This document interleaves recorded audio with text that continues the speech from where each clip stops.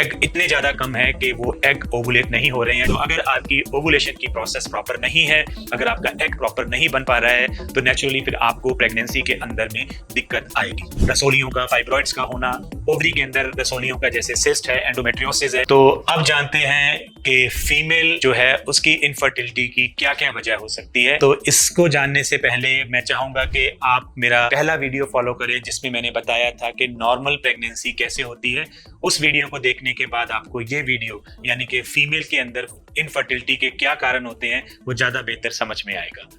तो आइए जानते हैं कि फीमेल के अंदर इनफर्टिलिटी के क्या कारण है। सबसे पहला कारण है एग का पर्याप्त रूप से ना बनना। या तो एग बहुत ज्यादा है जिसको हम लोग PCOS यानी कि पॉलीसिस्टिक ओवेरियन सिंड्रोम कहते हैं, जिसकी वजह से एग बनने में दिक्कत आ रही है, ओवुलेशन की प्रोसेस प्रॉपर नहीं हो पा रही है, या फिर एग इतने ज्यादा कम है कि वो एग ओवुलेट नहीं हो रहे हैं। जनरली ये वो फीमेल्स हैं जिनकी या तो एज ज्यादा होने की वजह से एग प्रॉपर नहीं बन पा रहा है, या फिर किसी प्रॉब्लम की वजह से प्री मैच्योर ओवेरियन फेलियर हुआ है।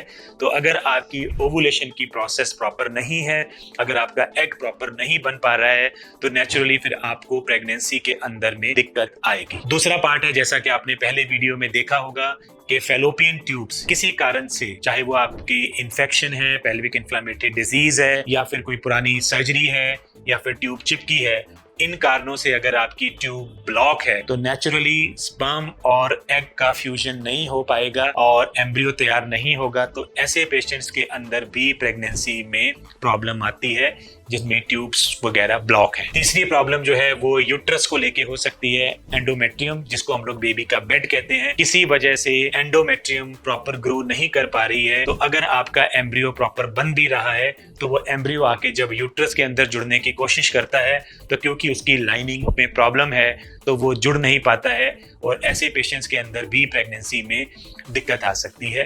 बाकी एडिशनल और भी प्रॉब्लम्स हो सकती हैं जो शायद डायरेक्ट रूप से नहीं लेकिन इनडायरेक्ट रूप से प्रेगनेंसी में कंट्रीब्यूट कर सकती हैं। वो है रसोलियों का, फाइब्रॉइड्स का होना, ओवरी के अंदर रसोलियों का जैसे सिस्ट है, एंडोमेट्रियोसिस है, इन चीज़ों का होना, ये भी आपकी प्रेगनेंसी के अंदर प्रॉब्लम्स ला सकती हैं।